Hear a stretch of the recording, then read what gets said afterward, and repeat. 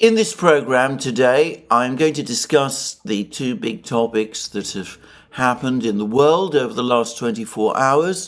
One is the assassination, or rather the killing, or rather, better still, the death in fighting of the Hamas leader, Yahya Sinwar, in Gaza. And the second is the aftermath of President Zelensky's speech to the Rada and his meetings with the heads of the European Council in Brussels. Now, I'm going to say straight away that, in my opinion, by far the more important event is the second. Zelensky's speech to the Rada, the consequences of that, the further clarifications that both he and his officials have been providing, as well as the reactions to it. But I'm going to start with the death of Yahya Sinwar, because it is the lead story on pretty much the entire media, and I think it would be strange if I didn't start with it. Now, the first thing to say is that Yahya Sinwar has been the leader of Hamas for only a few months, since Ismail Haniyeh was assassinated in Tehran, but he has obviously been running things in Gaza itself for a long time, and by general consensus, he was the mastermind behind the Hamas attack on the 7th of October of 2023, the Hamas attack on Israel, which took place then. By every account, he was what might be described as an extremely tough, ruthless, hardline person. Obviously, one could find much stronger words to describe him. Now, he was ruthless not just in his execution of the operation on the 7th of October, but also apparently in the way that he has conducted some of the internal affairs of Hamas. There are reports that he has been responsible for purges, and I've even seen it suggested executions of Hamas officials who he felt had lapsed in some way. He was an extremely tough organizer and charismatic leader.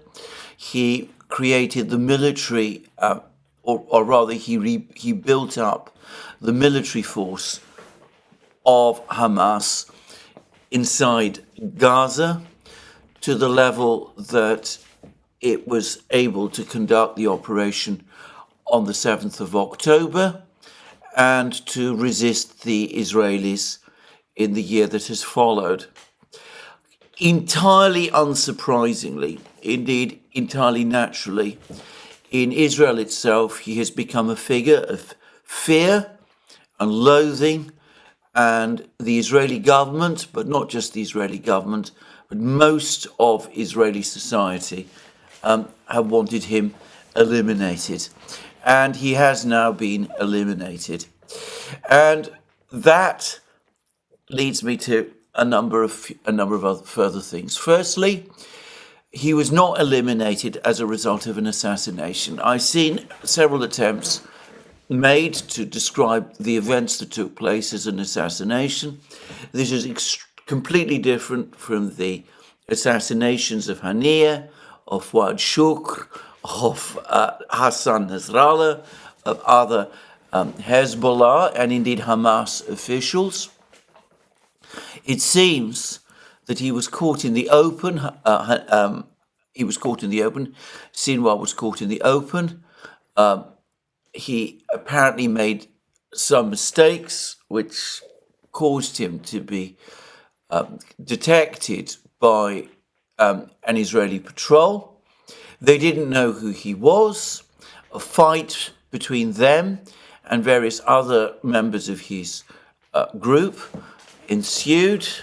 He went on fighting and he was killed in battle. Now, I am going to say straight away that I think that the Israeli authorities, from their own perspective, have probably made a mistake by publishing the video of his death.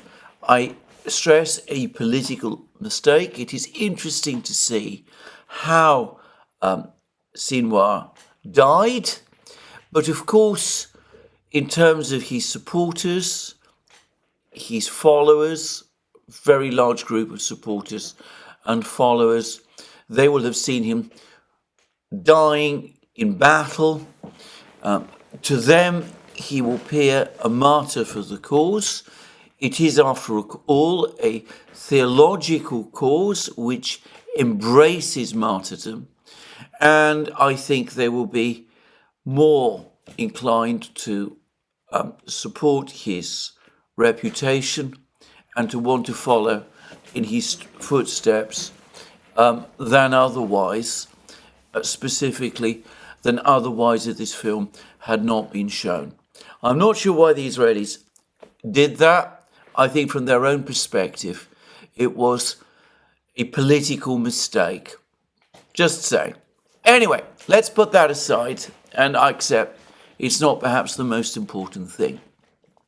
I think this is a good moment to take a step back and look at where we are. Sinwar is dead. He apparently masterminded the operation of 7th October 2023. He is regarded in Israel as a force of darkness, somebody who inflicted this terrible disaster on Israel a year ago, someone who the Israelis said it was essential for them to eliminate. Since those events of the 7th of October 2023, Israel has been engaged in a prolonged operation in Gaza, in which it has still proved unable to fully establish control over Gaza, in which thousands of people have died, in which there's been massive devastation, in which there is a humanitarian catastrophe, in which there are all sorts of reports. In fact, I don't think they're reports. I think they're indisputable facts that people are running out of food and water, and that there's widespread malnutrition. The Israelis make their own claims as to who is responsible. The international agencies have, however, been pointing their fingers at Israel. So has some of the media as well. Anyway, that has been ongoing. The fighting has been ongoing. Israeli soldiers have been killed. The hostages who were taken hostage on the 7th of October, many of them are now dead.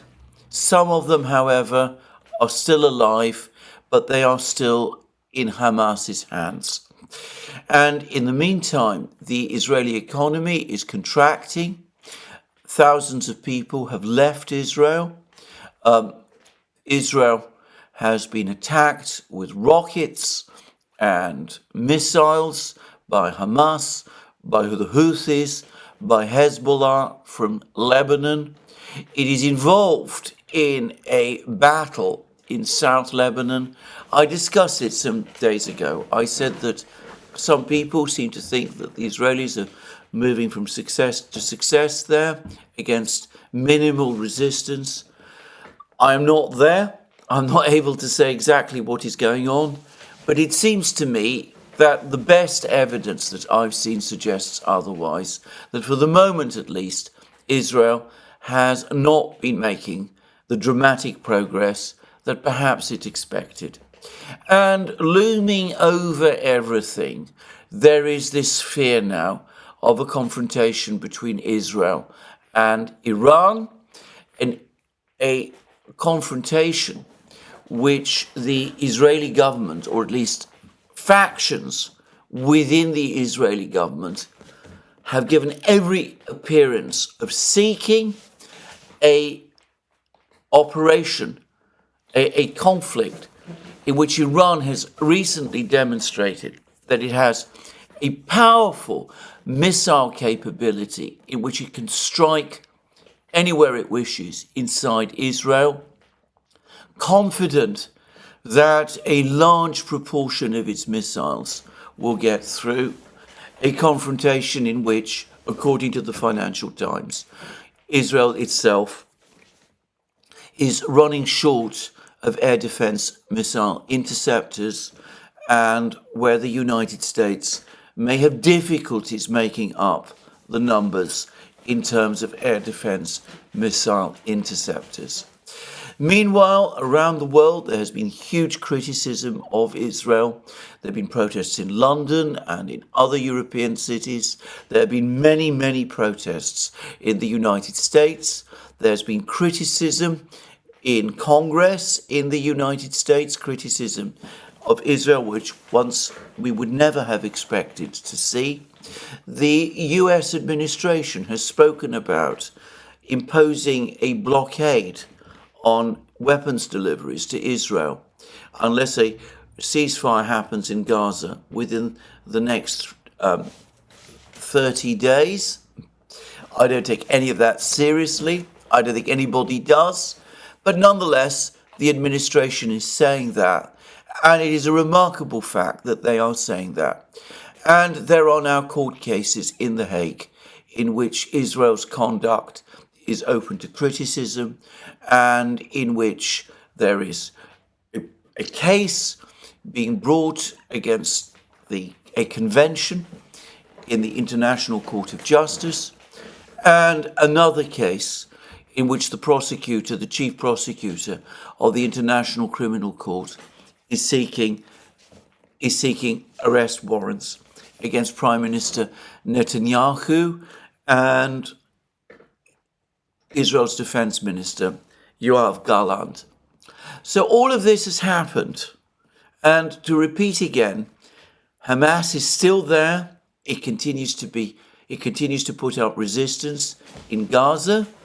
There's lots of debate as to how badly damaged it has been. Certainly, it has lost thousands of its fighters, but it does seem as if a core of fighters are still there, still resisting, and that their number is being reinforced by more fighters. And as I said, there's this fighting in southern Lebanon.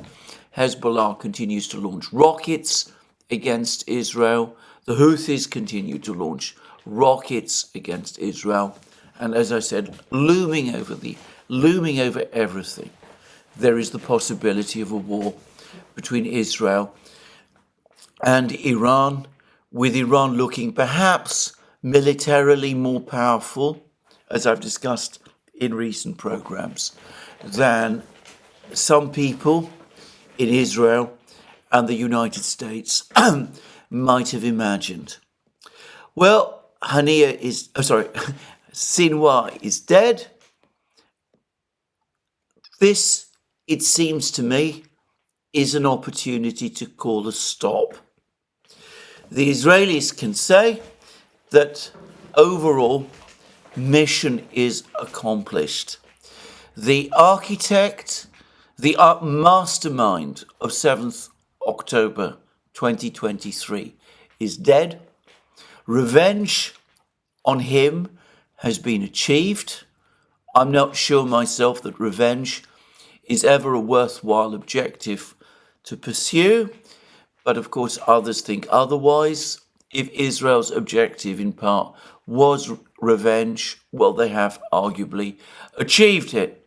And they have removed from the picture one of the most dangerous and charismatic and powerful figures within Hamas, one of the key individuals who the Israelis themselves spoke of as one of their greatest and most terrible adversaries. So they've removed from them the scene. They can say mission accomplished. They can say that the balance has been redressed. Hamas has been critically weakened. Its military chief Sinwar is dead. its political chief, Haniyeh, is dead. Israel has not been forced into any substantive concessions. So this is a good moment to call a stop and declare victory. From there, Israel can then move forward to negotiate the ceasefire in Gaza, get the hostages released, negotiate the ceasefire in South Lebanon.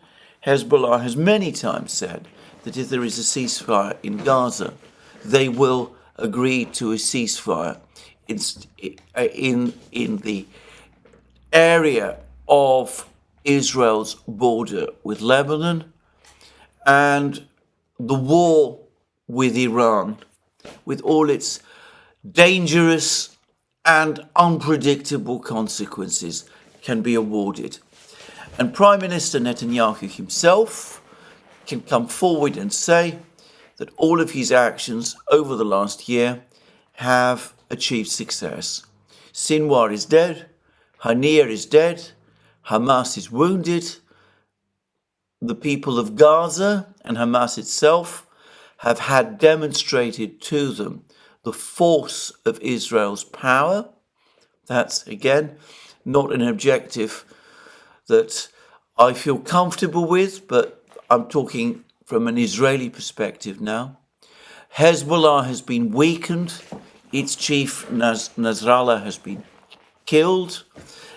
The extent to which it is incapable of preserving its own security systems has been exposed, and Iran also has been exposed as incapable of defending its proxies. And if Prime Minister Netanyahu were to say that, especially if after a ceasefire he was able to get the hostages released, well, in that case, I think he would be in a very strong position politically within Israel itself. He could even call an election with a good prospect of winning that election.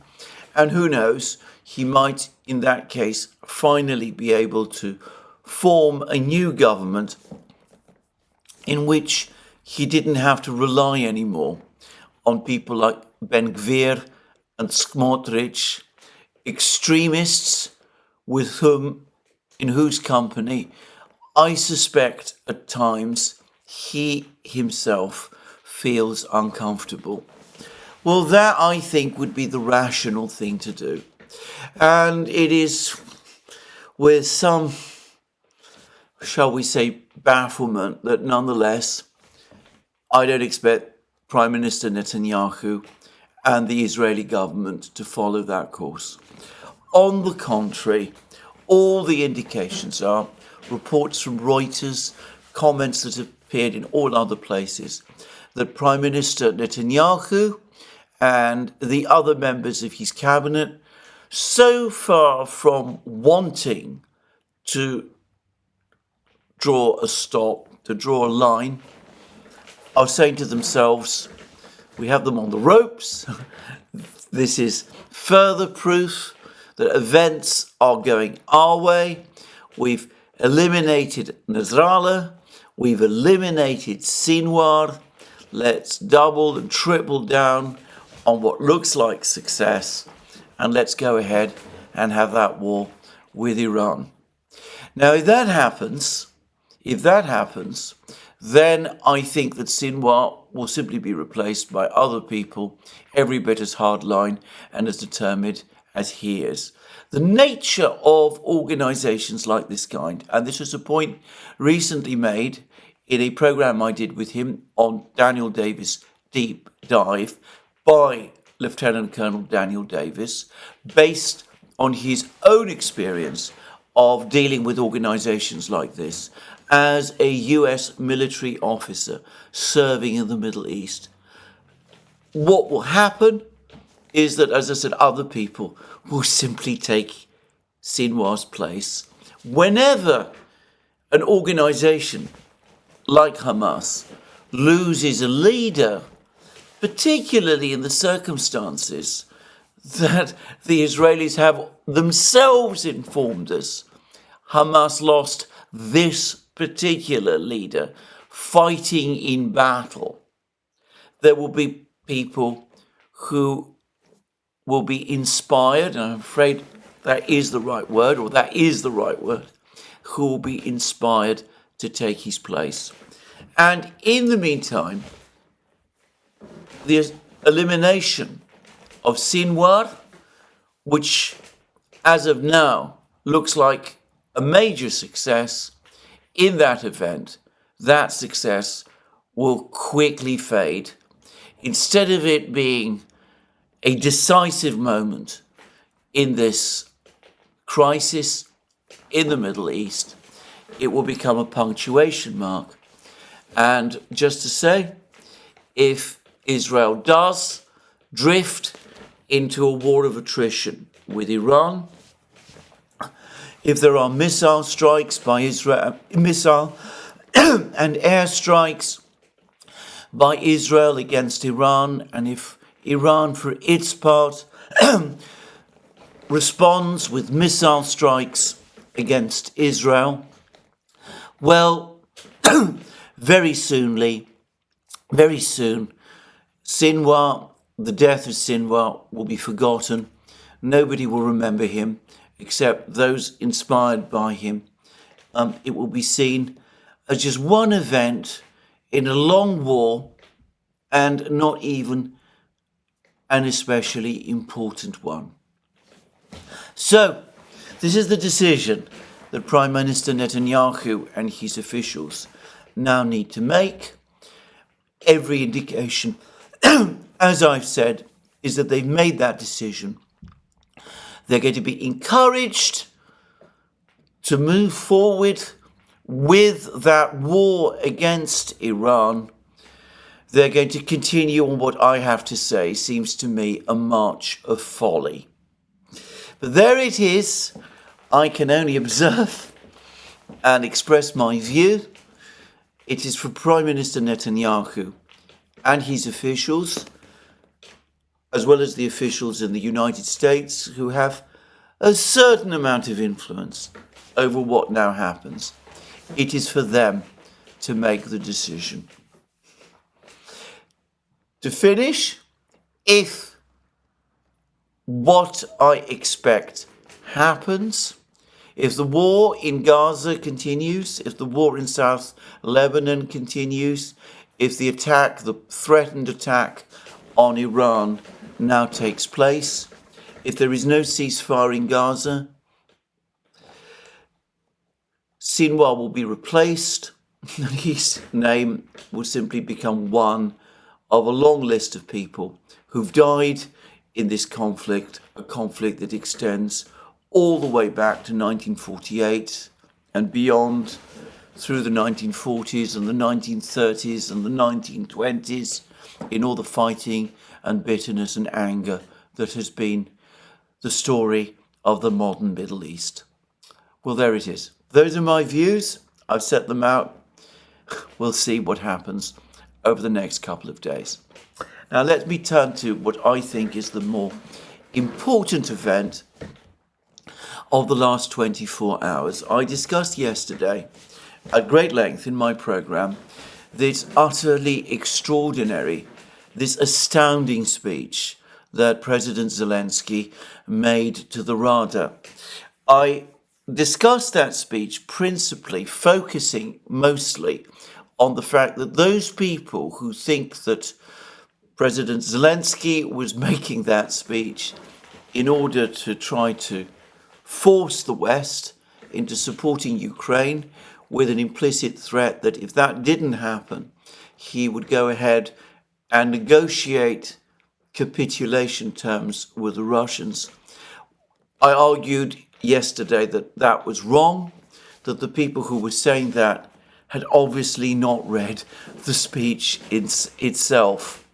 For the record, Zelensky has now given an interview to the Financial Times in which he makes that very point, that he's not going to negotiate, and any idea that he's interested in allowing Russia to occupy any territory which he says is Ukrainian in order to get a freeze of the conflict, any idea that that's in any way part of his thinking is simply wrong. This is what the Financial Times says. The Ukrainian president said Western officials floating an arrangement where Kiev trades Russian-occupied territory for NATO membership had not consulted him. People never said this to us. People are afraid of telling me, he said, urging these officials to put it on the table, openly to speak to us, not through some third party. Speak with us. Zelensky said he was open to peace proposals from other countries as long as they were real and did not seek to undermine support for his own. And what he is, of course, referring to is his own peace proposal, which is for the Russians to withdraw from all the territory that they control, which previously, before 2014, was Ukrainian, including Crimea. He wants them to pull out of all of that, and only then negotiations can begin.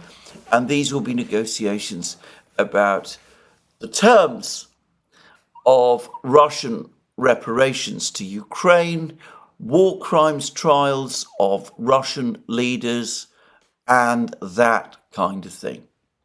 So the only plans that he's prepared to look at are plans which are identical to his. So that in effect means that any idea of land for NATO, giving up land for NATO, any other proposals for ceasefires, all of that, that's simply not part of Zelensky's agenda at all. In fact, in terms of proposals for ceasefires from others, he says as much. He says, Brazil, you have a plan, great.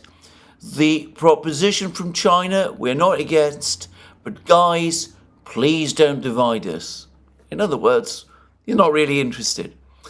Now, I spent a lot of time discussing all of that in my program yesterday, but I'm going to say straight away that that is not the biggest, single, most important message of Zelensky's speech. I should say his speech, he was very busy in the next few hours. He went to Brussels, where he met with the European Council, the leadership, in other words, of the EU.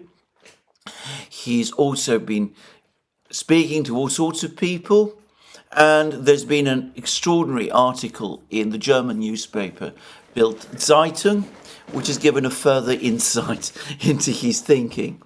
And, well, in all of these discussions, we can start to flesh out a little bit more clearly what his so-called victory plan amounts to. Obviously, membership of NATO, and he's been talking about this constantly. He talks about this again in the Financial Times article. Financial Times puts it like this. Zelensky said a formal invitation to join NATO is the only way Ukraine can survive Russia's invasion. Interesting admission, by the way, that anything short of that would presumably lead to Ukraine's defeat. Whether its survival would be in jeopardy, well, that is not exactly the same thing. But anyway, he then goes on to say that Zelensky said Ukraine joining the US-led military alliance was essential in bringing President Putin to the negotiating table. Except, of course, as is clear, he's not really talking about the kind of negotiations that are intended to lead to the end of the war. They're the kind of negotiations that happen once a war has ended and the victor is dictating terms. And then he goes on to say, we cannot be very strong without having an invitation which strengthens our diplomatic ways to end the war. The war will finish when Putin is isolated and pushed by other partners to diplomacy. I mean, he's scrambling the words, but what he basically wants is an ultimatum. So he wants Ukraine in NATO. He wants an ultimatum to Putin. As he makes very clear, he wants a major military force from NATO, what he calls a comprehensive, conventional deterrent capability to be established in Ukraine. In subsequent statements, he's made it absolutely clear that what he's actually talking about is a NATO army on the territory of Ukraine. And, well, he said some other things. First of all, he's admitted that there are 3 secret protocols, appendices to his victory plan. He says that the United States and the other leading NATO states know what they are, but he's not going to discuss them. It's not at all difficult to work out what they are, given other things that he has been saying, very alarming things that he has been saying. He is in effect saying that he wants Ukraine to be brought fully under the US's nuclear umbrella, and he's broadly hinting at positioning of US nuclear missiles on the territory of Ukraine itself. Precisely those things, in other words, which the Russians expressed so much alarm about in the run-up to the start of the special military operation, that they said at the time that Zelensky was considering, referencing a speech that he had made at the Munich Security Conference, which the Russians said confirmed the enormously dangerous threat that Ukraine was to Russia's security itself, and which was one of the reasons, though not the only reason, why they began the special military operation. So that's what Zelensky says. And now he has said something else, and he apparently said it in public. I haven't got the exact words, but it was backed subsequently by an article that appeared in the German tabloid newspaper Bild Zeitung.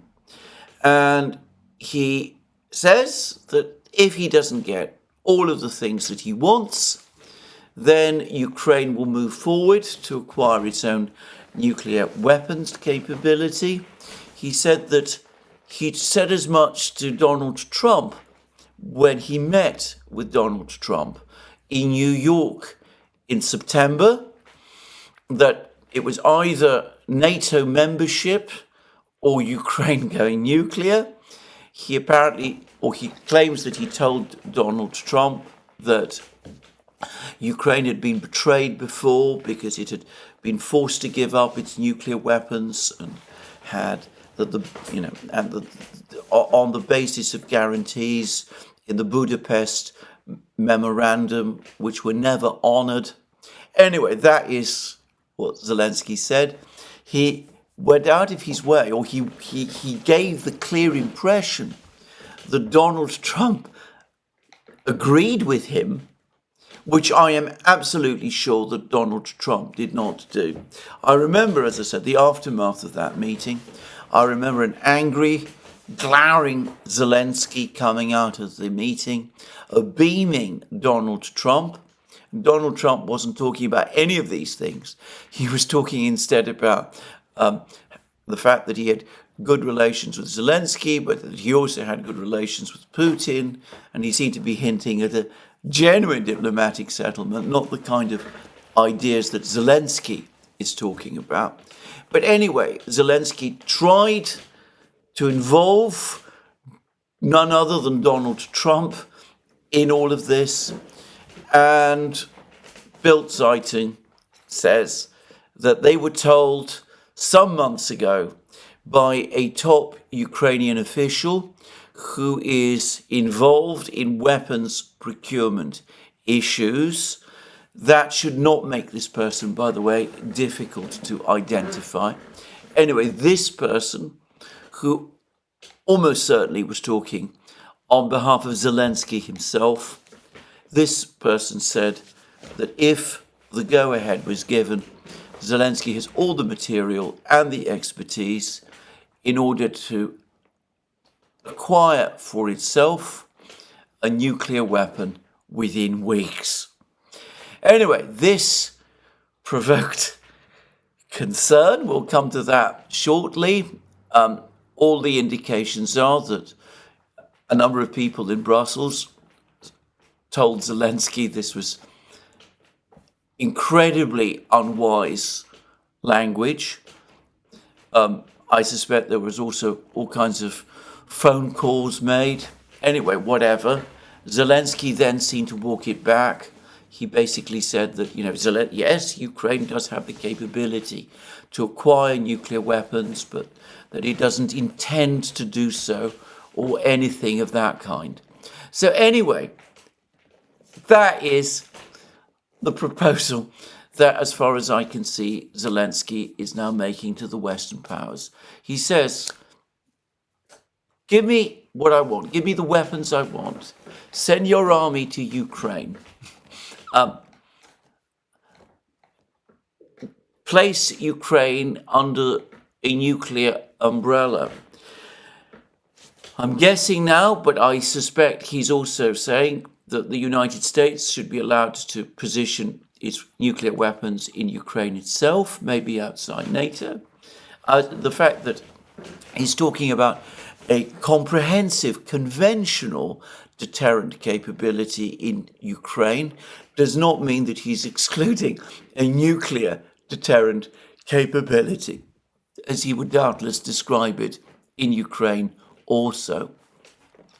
And anyway, he says, do all of that, but if you don't do it, well, I have the option of going nuclear all by myself. So that's my threat to you. And, well, if you do it, well, Ukraine is full of all sorts of natural resources, lithium and coal and all kinds of other precious metals and grain and whatever. And, well, you can have that too. So the threat and, if you like, the payout, all in one. Now, let me say straight away, this is incredibly reckless, extreme language on Zelensky's part. I'm going to say also that I think that Zelensky has been busy telling everybody in the West that he can about these proposals for months now, going all the way back to the time when his victory plan was being cobbled together back in August. I think he's been very, very busy, going from capital to Western capital. He went to Washington, he went to New York, he spoke to people there. He's been to London, he's been to all the major European capitals, and he's been carrying this set of ideas together with both the threats and the bribes with him, and he's been taking them out and presenting them to everybody all the time. So I think that Western leaders collectively have known about this for months. But that doesn't mean that they wanted it all to be made public in the way that Zelensky has just done. I said in the last two programs that I have done that it has been a striking and remarkable fact that the media in the West has been saying as little about Zelensky's Rada speech as it can. There have been a few articles about it. It has not been completely ignored. But overall, I think it's fair to say that, at least in Britain, the British public has very little idea, has very little sense of the extreme positions that he is essentially taking. And it is completely understandable that Western governments would not want Zelensky to be talking publicly in this way. It's completely understandable why the media in Britain and elsewhere might have been given a gentle steer to say as little as possible about this speech and about these other comments that Zelensky has been making, because they are disastrous. The Western public, Western militaries, most Western political figures will absolutely choke at these proposals. The idea that Ukraine might of itself press forward and acquire a nuclear weapons capability, the threat to acquire a nuclear capability unless NATO membership is provided without delay, the demand that NATO forces be sent to Ukraine and that they be backed with nuclear threats coming from the West itself, are having Ukraine placed under the US nuclear umbrella. The further demand that Ukraine be brought into NATO and that there should therefore be a complete guarantee by the Western powers, obliging the Western powers to go to war with Russia on Ukraine's behalf. All of that would have shocked and stunned and horrified the Western public if it was ever presented to them as starkly as Zelensky himself has now presented it. So the Western leaders do not want this matter to be widely canvassed. After all, they have invested a huge amount in Ukraine and, by the way, in Zelensky himself. And to have a leader that they have backed in the way that they have backed Zelensky coming forward and talking in that way is not something that they are happy about at all. One European leader who, of course, has been sceptical about the whole Ukraine enterprise all along, Viktor Orban, is already in effect saying, "I told you so." He says that this is a plan for a world war, and I think he's all but right. He says that Hungary will have nothing to do with it. I'm sure that is true.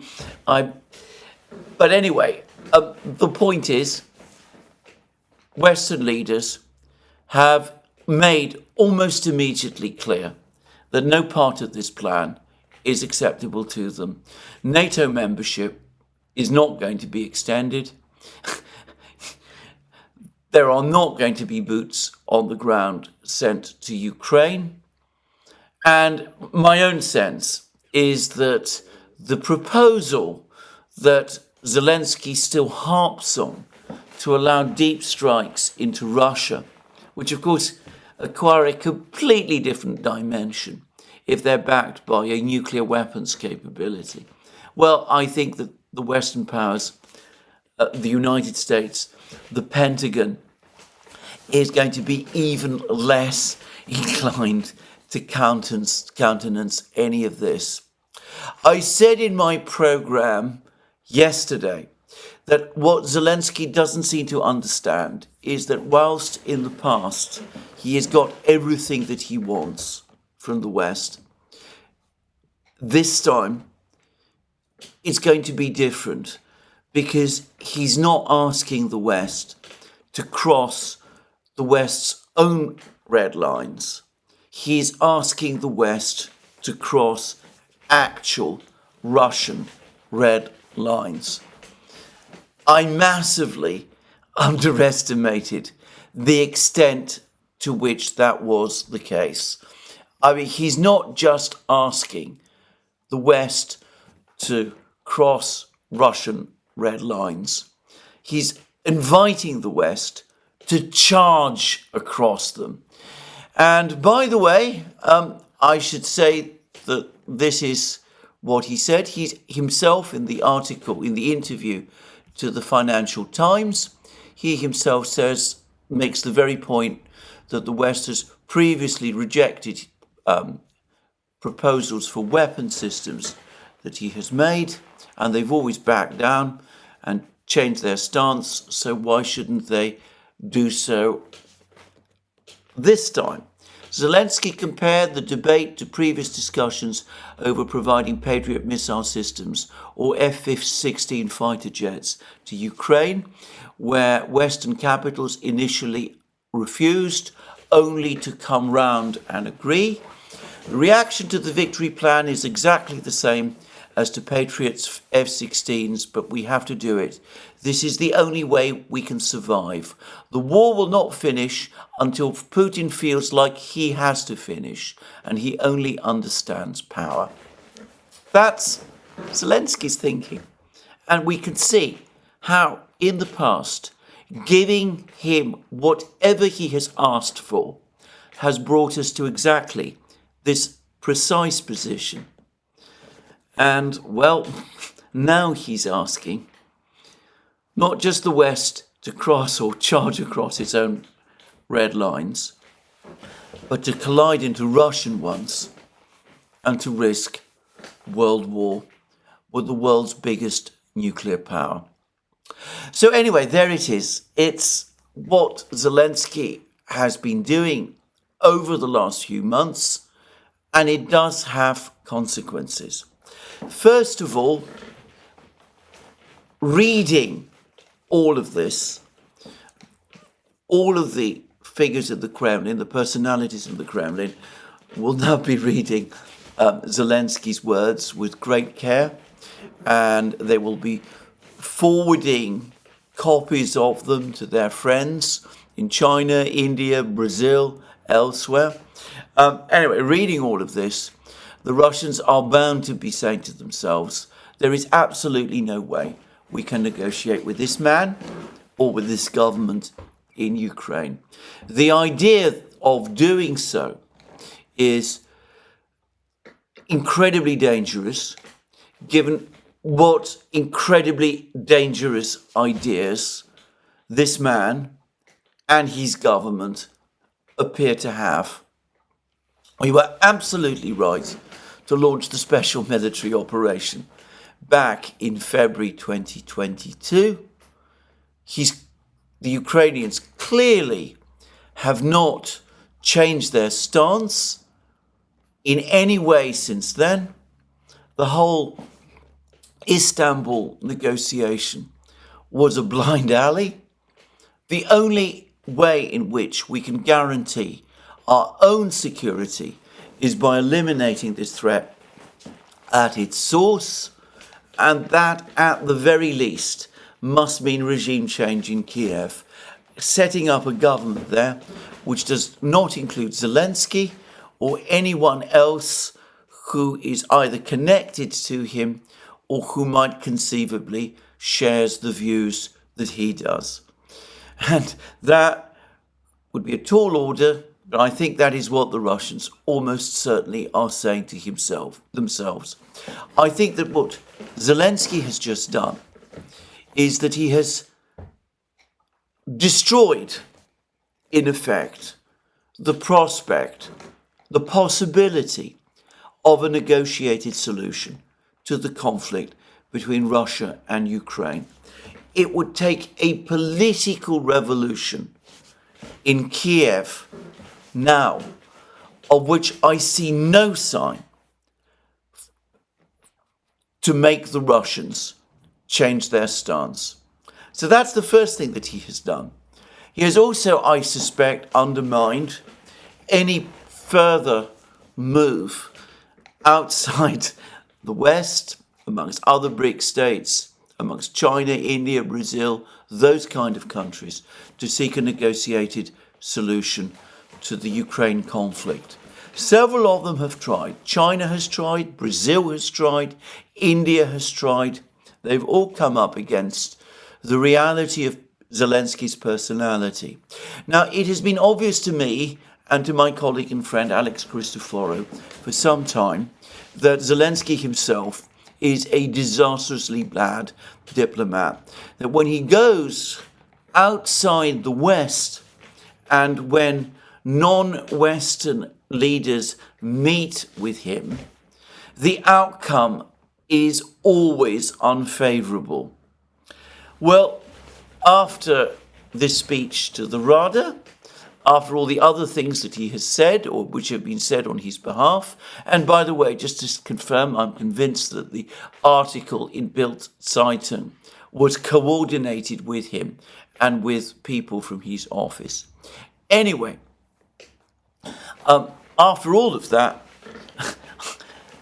I think it all but inconceivable that the Chinese, the Brazilians, the Indians, and the others any longer will believe that the Ukrainians can be persuaded in their own interest, in their own self-interest, to sit down and engage with the Russians in sensible, rational, realistic negotiations.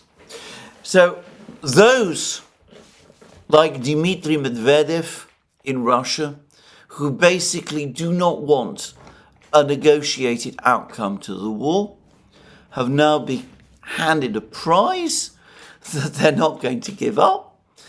They have been massively strengthened, both in Moscow and amongst Moscow's international partners. But there is, I think, another consequence of all of this, which is that going forward, especially going forward beyond the current administration, the doubts about Zelensky, about Ukraine in the West, after all of this, are bound to grow. The combination of arrogance, irresponsibility, extreme entitlement, the manipulative behavior that Zelensky has shown over the last couple of weeks, I think even Western governments, which up to this time have been favorable to him, are going to sit back and notice, and it can't but affect the way they view Zelensky and Ukraine and the entire conflict from this point. As it happens, the word is that no Western government, none of the key Western governments, are willing to accede to Zelensky's demands. He still apparently has some support from the Baltic states.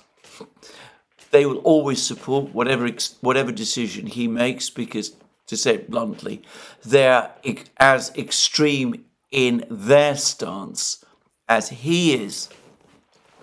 But even a country like Poland, over the last few months, has been cooling towards him. And after what we have just seen and heard, it is not difficult to understand why. One way or the other, I suspect that support for Ukraine from this point on is going to reduce. The ability to keep Ukraine supplied with weapons and funding has been diminishing anyway. From now on, I think Western governments, or at least the more level-headed Western officials, will be saying to themselves, all of this man, this government is toxic. Let's keep as far from them as we can. Now, there is a further dimension to all of this because, of course, if Donald Trump is elected president in November, well, he has been given a further clear-cut example of what an impossible person Zelensky is to work with, because Trump had a meeting with Zelensky in September in New York, a meeting that Zelensky pleaded for. The meeting was intended to be private. And here we see Zelensky coming forward, publicising his own account of what took place over this meeting and attempting to involve Donald Trump in his decisions. I cannot imagine that Donald Trump is happy about this. And if Donald Trump is elected president and does become president in January, my own sense is that he'll be even less keen on supporting Zelensky and Ukraine than he was previously. So there we are. A disastrous mistake, a disastrous set of moves, not just over the last couple of days, but, by the way, the last couple of months, a set of decisions, a set of actions, which has not only shocked Western capitals, but probably dismayed Zelensky's and Ukraine's supporters, and which now explains why, when Zelensky went to Washington, it was so clear that support for him was draining away. Anyway, there we are. Now, having discussed what Zelensky has said and what he is threatening to do, or said at one point that he was threatening to do, as I said, he did afterwards retract it, the question then comes up, can actually Ukraine develop a nuclear weapons capability if that's what it decides that it should do? Well, the shorter answer to that is that it can. And I think this is an important point to make. Most countries, most industrialized countries in the world today, if they put their mind to developing nuclear weapons, I suspect could do so. I mean, I stress most, not all, and they would have to be industrialized. But consider, we are talking about weapons which basically draw on the science of the 1920s and 1930s, that is to say, science that is now 100 years old, and technology that was perfected in the 1940s. Now, in the world that we have today, that kind of scientific knowledge and that level of technological and engineering expertise exists in many places around the world, and it certainly exists in Ukraine. Fiji or Mauritius, a place like that, might struggle to do it. Ukraine, with its nuclear power plants, its heavy industries, its engineers, it still has a lot of engineers. Its laboratories, it still has a lot of laboratories. It certainly can. However, saying that it can doesn't mean that it can do it in 2 weeks' time. Ukraine would need to stockpile the necessary amount of nuclear material. I'm not going to pretend that I'm an expert in this field, but I doubt that that can be done in any very short time scale, not in a few weeks. I assume that if Ukraine had been covertly stockpiling nuclear material for some time, the fact would have been detected. The International Atomic Energy Agency would have raised the alarm, and the Russians, who keep an eagle eye out for that kind of thing, would certainly have detected it.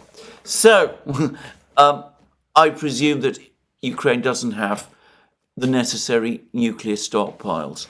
And even if it did possess the necessary stockpile of nuclear material, converting that material into a bomb and building the bomb would take time. I'm not going to say how much time, but certainly more than a few weeks, probably months, more plausibly years. I'm guessing it would take at least 1 or 2 years. I remember in 1991 when Iraq, which absolutely did possess a nuclear weapons program and had advanced quite a long way along that program and did have a stockpile of nuclear materials and did have scientists with the necessary knowledge. I remember that Iraq in 1990, 1991, apparently a decision was made by Iraq's leader, Saddam Hussein, at the time when the United States was putting together the coalition to liberate Kuwait. Anyway, that Saddam Hussein apparently did give an urgent instruction for a nuclear bomb to be developed as soon as possible. And he was apparently told that Iraq at that time would need at least a year in order to do it, or even longer. Saddam Hussein, as he always did, refused to take no for an answer. The scientists and the engineers were apparently told to press forward and achieve it in a few weeks or months anyway. But as they warned, it proved impossible. I don't believe that Ukraine today is in the same position, is as advanced in developing a bomb, a nuclear weapon, as Iraq was in 1990, 1991. So I think, I'm sure that this is a bluff. It's a bluff which everybody knows. The Russians know, the Western powers know is a bluff, but it is a bluff which will have consequences. It is a bluff which the Russians in particular will be determined remains a bluff and never develops into something else, something more dangerous that they might have to contend with further down the line. So there we are. I think a disastrous set of actions.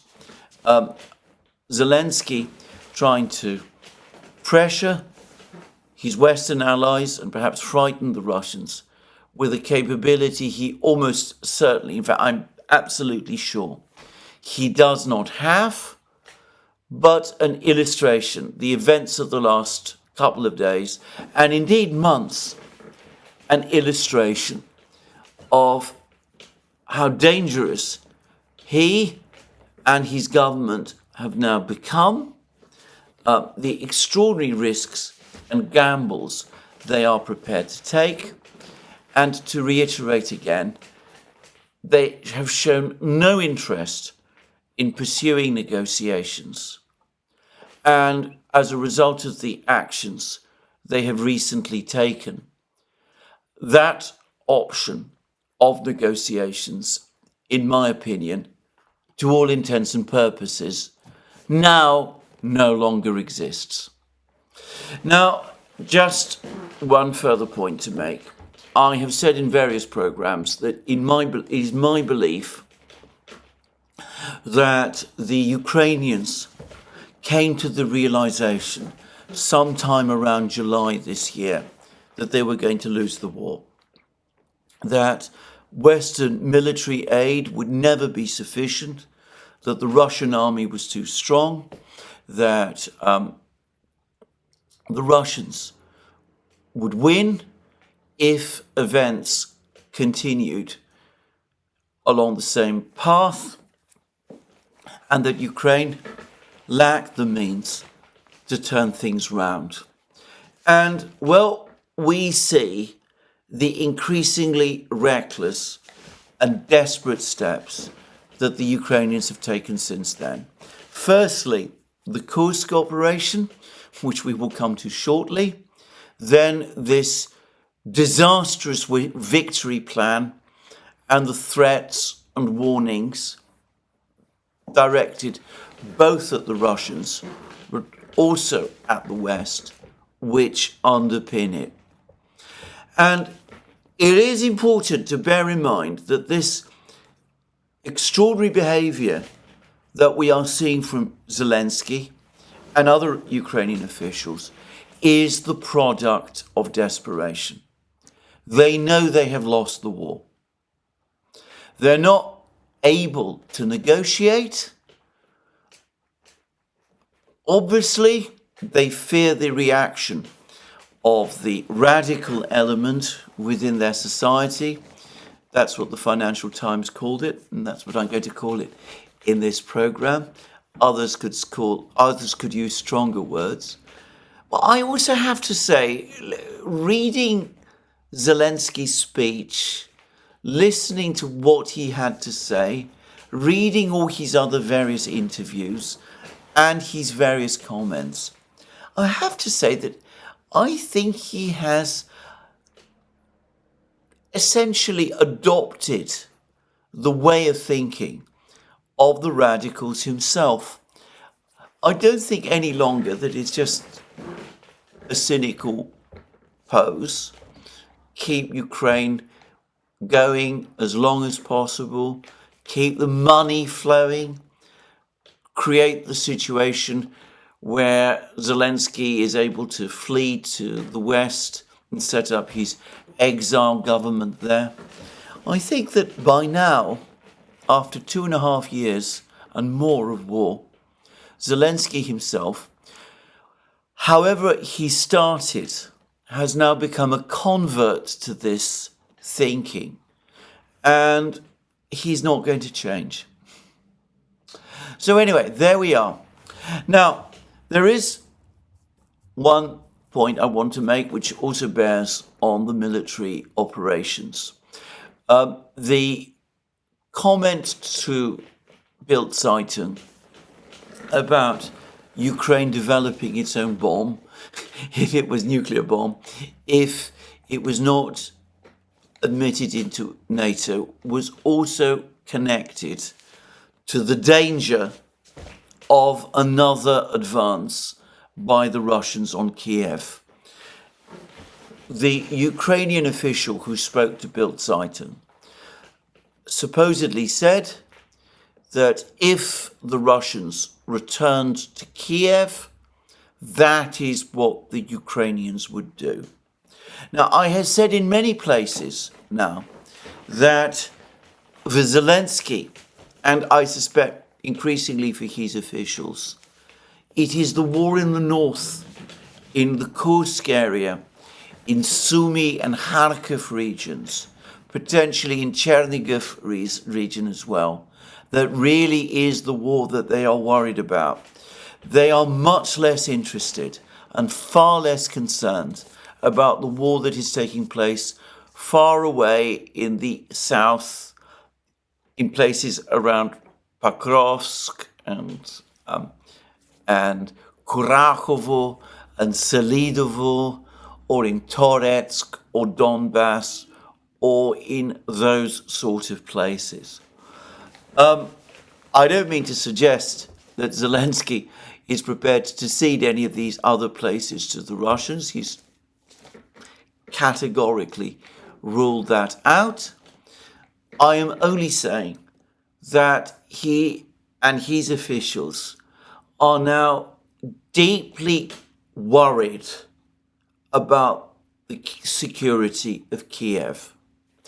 And it's not difficult to understand why. Because as the Russian army, the Russian military grows in power, and Putin's number two, Dmitry Medvedev, the deputy chair of the Security Council, says that the Russians have now achieved 78% of their mobilization, of their recruitment plan for the year, which points to the Russian army by the end of this year being very large indeed. Anyway, with all of that happening, and with the situation in Kursk region becoming ever more critical and with the Ukrainian army itself weakening, we're now getting multiple reports from Ukraine that the mobilization plan, the attempt to recruit more people, that it has failed to produce anywhere near the numbers that we were led to suppose. That the claim that Ukraine was recruiting 30,000 men a month, 150,000 over 5 months. I understand that it is now widely acknowledged that the actual number of soldiers who are being recruited is only a fraction of that number. And Bernhardt at the Moon of Alabama has just issued a very interesting post in which he's pointed out that the huge increase in the number of people in Ukraine who say they're disabled is almost certainly connected with a desire to avoid the draft. Anyway, with all of that happening, it's completely understandable that Zelensky and his officials are worried about the situation in Kiev again. And if we go to the situation on the front lines, it's entirely possible to see why. Brian Beletic and others have pointed to the extent to which the Ukrainians deployed a key part of their forces to Kursk, the northern forces to Kursk, obviously in an effort to keep the Russians away as far as possible and to turn the tables on them, by the way, by capturing the nuclear power plant. But the very latest reports we're getting is that this is now turning into a disaster. The Russians supposedly, over the last week or so, trapped 2 Ukrainian battalions in the Kursk region, one in the Olgovka area and the other near the village of Lyubimovka in the northwestern part of the pocket. Now, according to Radovka, further Russian advances since then have increased the number of troops, the number of units that are effectively trapped to a much greater number, leading to the Russians, in effect, cutting off all the Ukrainian troops, all the Ukrainian units stationed north of Malaya Lochnia in the central area of the Kursk pocket. And Radovka says that with the deterioration of the fields, with the problems with the roads, with the difficulties of movement, it's going to be very difficult for these Ukrainian troops to break out. Radovka suggests that there will be an attempt made to try to combine all of these forces together by pulling Ukrainian troops away from the areas of Ruskaya and Cherkaskaya Lyopka, these villages that are located there, to try to concentrate them into some sort of grouping to punch through these Russian lines. But of course, if that doesn't happen, then the whole situation for the Ukrainians over the next couple of weeks could turn disastrous. And, well, there are other reporters that take a less dramatic view of events in the Kursk pocket. But all of them agree that the situation of the Ukrainians is deteriorating fast. Over the last 24 hours, there is a picture of Ukrainian soldiers fleeing from entrapment in the area around Lyubimovka.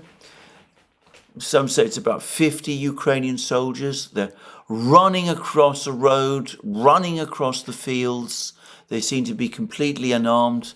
They are being chased by drones. They're being attacked by mortars. Heavens knows how many of them met their deaths. It's a haunting and in some ways terrifying picture of the battle in Kursk region. So the Ukrainian soldiers there appear to be losing the battle and losing it fast. And it is highly likely that the best military units shielding Kiev are going to be destroyed over the course of the next few weeks. Well, if we move elsewhere, the same pattern repeats itself now in many places. In Chasiv Yar, virtually all of the reporting and channels and websites now acknowledge that the Russians have not only broken through in the southern part of Chasiv Yar across the Seversky Donetsk aqueduct, but that Chasiv Yar itself is now at serious risk of being encircled. Some speculate that the whole of southern Chasiv Yar is now under Russian control or is being stormed, that the Russians have for some time now been fighting in the central parts of Chasiv Yar. Most, I think, accept that the battle for Chasiv Yar is coming to an end. The Battle of Toretsk has moved to its western outskirts. I've seen a report which suggests that it could possibly end with a complete Ukrainian withdrawal as soon as next week. Well, we shall see. Elsewhere, our old friends, the security agencies, have told TASS that with the fall of Maximilianovka, which the Russian Defense Ministry confirmed yesterday, Kurakovo itself is about to be encircled, and other security agencies are telling TASS today, or maybe it's the same security agencies are telling TASS today, that Selidovo is almost encircled also. And indeed, there have been reports that the Russians have now cut both of the main roads into Selidovo from the west and the south and north, and that they've also cut the railway lines. And there's a report that they're just a kilometre and a half away from the village of Vishneva, which lies immediately to the west of Selidovo. So it's been suggested that an actual cauldron, an entrapment of the sizable Ukrainian force inside Selidovo is about to take shape. And, well, there continues to be reports about this cauldron that has surrounded the Ukrainian troops in the four villages, Izmailovka, Kurachovka, Girnik, Vovchenka, and whatever. So, situation deteriorating still. Lots of fighting also going on around Kupiansk. There is a report today, and it seems a strong report, that the Russians have now entered and are storming the village of Torske along the Zherebets River.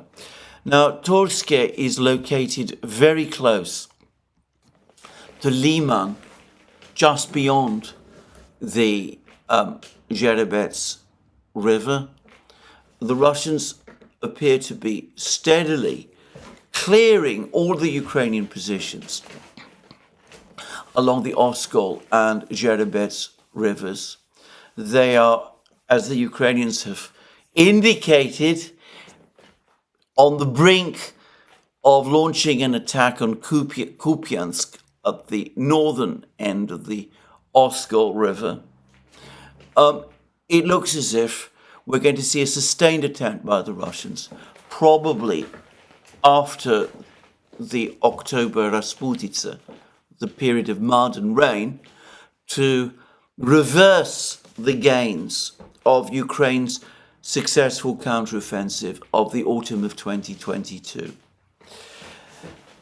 And all of that, even as the position of the Ukrainian forces in Siversk, as we've discussed, is deteriorating, with reason to think that those Russian reports that Verkhokamyanska has been captured, that those reports were probably true after all, and that the Russians apparently now are in control of the high ground near Siversk itself.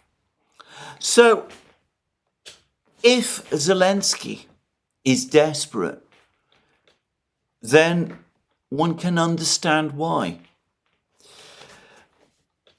But he has reacted to this disastrous situation in a way that has made Ukraine's situation even worse. Instead of doing that which he should have done long ago, that which briefly he did do at the start of the conflict in February and March and early April 2022, which is negotiate with the Russians, accept Istanbul Plus, see if some way forward to preserve Ukraine can be found. He is now gambling recklessly and disastrously with Ukraine's future by making demands of the West, backed by threats and, by the way, also bribes, which the Western powers are bound to be angered and affronted by. And all of this behavior is, of course, going to lose Ukraine more international support, and it is going to play into the hands, as I said, of the Russian hardliners, who are making it increasingly clear, at least in Medvedev's case, that they would rather not see any sort of independent Ukraine at all. I don't know to what extent it is understood in the West or in Ukraine itself that for the Russian hardliners, for people like Medvedev, certainly since he walked away from the Istanbul deal, Zelensky is the gift that goes on giving. Anyway, that's my program for today. More from me soon. Be most interested to see what people's comments to all this are. But anyway, in the meantime, let me remind you, you can find all our programs on our various platforms, Locals, Rumble and X. You can support our work via Patreon and Subscribestar. Links under this video. Don't forget to check out our shop. Also links under this video. And last but not least, if you've liked this program, please remember to tick the like button and to check your subscription to this channel. That's me for today. More from me soon. Have a very good day.